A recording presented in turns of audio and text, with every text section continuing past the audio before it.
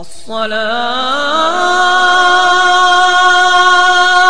خير من النوم۔ ناظرین کرام، السلام علیکم ورحمۃ اللہ تعالی وبرکاتہ۔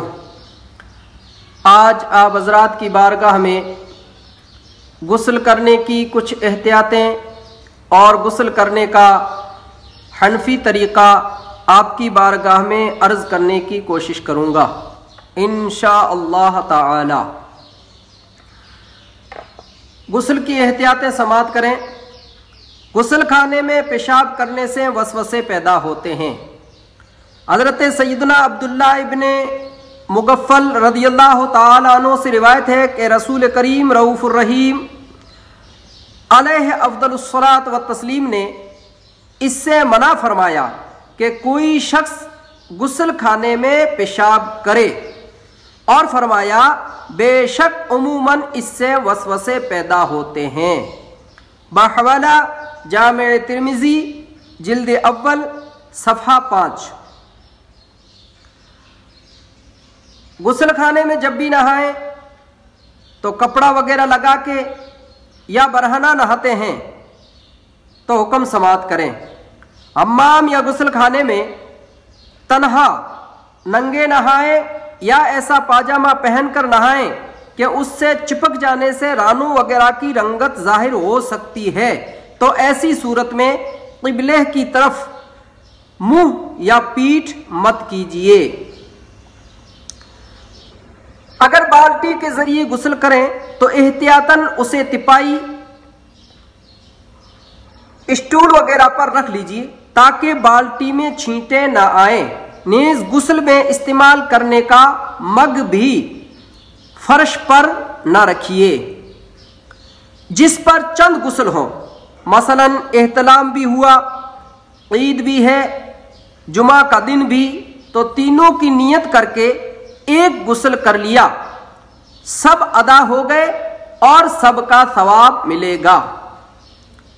بحوالہ الدر المختار معہ رد المحتار جلد اول صفحہ 341۔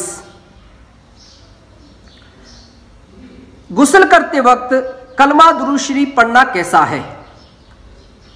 الجواب، غسل کرتے وقت کلمہ درود شریف پڑھنا منع اور خلاف سنت ہے کہ اس وقت کسی قسم کا کلام کرنے اور دعا پڑھنے کی بھی اجازت نہیں۔ حضور صدر الشریعہ علیہ رحمت و رضوان تحریر فرماتے ہیں، غسل میں سنت یہ ہے کہ کسی قسم کا کلام نہ کرے، نہ کوئی دعا پڑھے۔ بہار شریعت حصہ دوم صفحہ 37۔ اور اسی طرح حضرت علامہ ابن عابدین شامی قدس سرہ سامی بھی تحریر فرماتے ہیں۔ بحوالہ فتوی شامی جلد اول صفحہ 115۔ ایسا ہی فتوی عالمگیری جلد اول صفحہ 14 میں بھی ہے، اور فتوی فقی ملت جلد اول باب الطہارت صفحہ 69 پر بھی اسی طرح کا حکم ہے۔ اب غسل کرنے کے لیے حنفی طریقہ سماعت کریں۔ بغیر زبان ہلائے دل میں اس طرح نیت کیجیے کہ میں پاکی حاصل کرنے کے لیے غسل کرتا ہوں۔ پہلے دونوں ہاتھ پہنچوں تک 3 بار دھوئیے، پھر استنجے کی جگہ دھوئیے، خواہ نجاست ہو یا نہ ہو۔ پھر جسم پر اگر کہیں نجاست ہو تو اس کو دور کیجیے، پھر نماز کا سا وضو کیجیے، مگر پاؤں نہ دھوئیے۔ ہاں اگر چوکی وغیرہ پر غسل کر رہے ہیں تو پاؤں بھی دھو لیجیے۔ پھر بدن پر تیل کی طرح پانی چپڑ لیجیے، خصوصاً سردیوں میں، اس دوران صابن بھی لگا سکتے ہیں۔ پھر 3 بار سیدھے کندھے پر پانی بہائیے، پھر 3 بار الٹے کندھے پر، پھر سر پر اور تمام بدن پر 3 بار، پھر غسل کی جگہ سے الگ ہو جائیے۔ اگر وضو کرنے میں پاؤں نہیں دھوئے تھے تو اب دھو لیجیے۔ نہانے میں قبلہ رخ نہ ہو، تمام بدن پر ہاتھ پھیر کر مل کر نہائیے، ایسی جگہ نہائیں کہ کسی کی نظر نہ پڑے۔ اگر یہ ممکن نہ ہو تو مرد اپنا ستر ناف سے لے کر دونوں گھٹنوں سمیت کسی موٹے کپڑے سے چھپا لے۔ موٹا کپڑا نہ ہو تو حسب ضرورت 2 یا 3 کپڑے لپیٹ لے، کیونکہ باریک کپڑا ہوگا تو پانی سے بدن پر چپک جائے گا اور معاذ اللہ عز وجل گھٹنوں یا رانوں وغیرہ کی رنگت ظاہر ہوگی۔ عورت کو تو اور بھی زیادہ احتیاط کی حاجت ہے۔ دوران غسل کسی قسم کی گفتگو مت کیجیے، کوئی دعا بھی نہ پڑھیے۔ نہانے کے بعد تولیہ وغیرہ سے بدن پوچھنے میں حرج نہیں۔ نہانے کے بعد فوراً کپڑے پہن لیجئے۔ اگر مکروہ وقت نہ ہو تو 2 رکعت نفل ادا کرنا مستحب ہے۔ بحوالہ عامہ کتب فقہ حنفی۔ غسل کرنے میں 3 فرض ہے: کلی کرنا، ناک میں پانی چڑھانا، تمام ظاہری بدن پر پانی بہانا۔ بحوالہ فتاوی عالمگیری جلد اول صفحہ 13۔ کلی کرنا، منہ میں تھوڑا سا پانی لے کر پچ کر کے ڈال دینے کا نام کلی نہیں، بلکہ منہ کے ہر پرزے، گوشے، ہونٹ سے حلق کی جڑ تک ہر جگہ پانی بہہ جائے۔ بحوالہ خلاصۃ الفتوی جلد اول صفحہ 21۔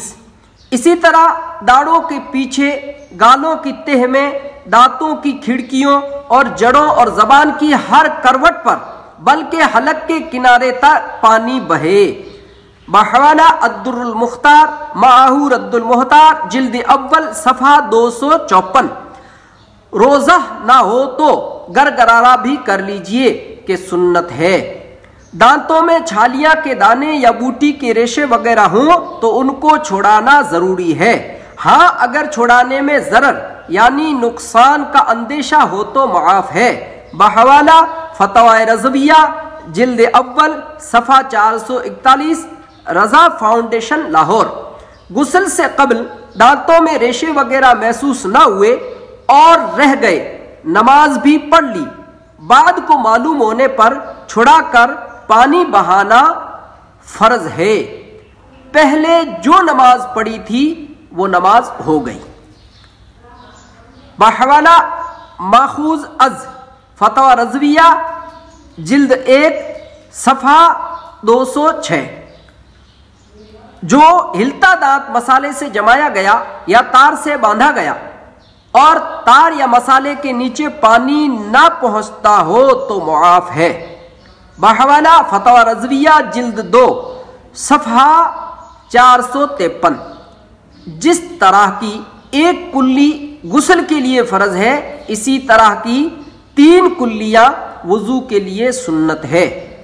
ناک میں پانی چڑھانا، جلدی جلدی ناک کی نوک پر پانی لگا لینے سے کام نہیں چلے گا، بلکہ جہاں تک نرم جگہ ہے یعنی سخت ہڈی کی شروع تک دھلنا لازمی ہے۔ بحوالہ خلاصۃ الفتوی جلد اول صفحہ 21۔ اور یہ یوں ہو سکے گا کہ پانی کو سونگھ کر اوپر کھینچیے۔ یہ خیال رکھیے کہ بال برابر بھی جگہ دھلنے سے نہ رہ جائے، ورنہ غسل نہ ہوگا۔ ناک کے اندر اگر رینٹھ سوکھ گئی ہے تو اس کا چھوڑانا فرض ہے۔ بحوالہ فتوی عالمگیری جلد اول صفحہ 13۔ نیز ناک کے بالوں کا دھونا بھی فرض ہے۔ بحوالہ بہار شریعت حصہ 2 صفحہ 34۔ مدینہ المرشد بریلی شریف۔ تمام ظاہری بدن پر پانی بہانا، سر کے بالوں سے لے کر پاؤں کے تلووں تک، جسم کے ہر پرزے اور ہر رونگٹے پر پانی بہہ جانا ضروری ہے۔ جسم کی بعض جگہیں ایسی ہیں کہ اگر احتیاط نہ کی تو وہ سوکھی رہ جائیں گی اور غسل نہ ہوگا۔ بحوالہ فتاوی عالمگیری جلد اول صفحہ 14۔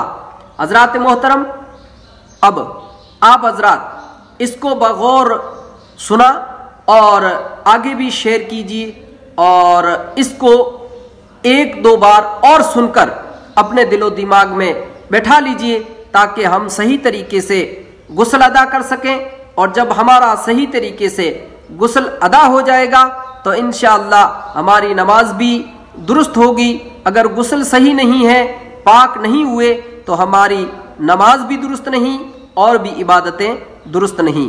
اللہ تعالی ہم سب کو حضور نبی کریم صلی اللہ علیہ وسلم کے صدقے توفیل علم دین حاصل کرنے کی توفیق رفیق عطا فرمائے، آمین بجاہ سید المرسلین، واللہ تعالی عالم ورسولہ عالم بالصواب۔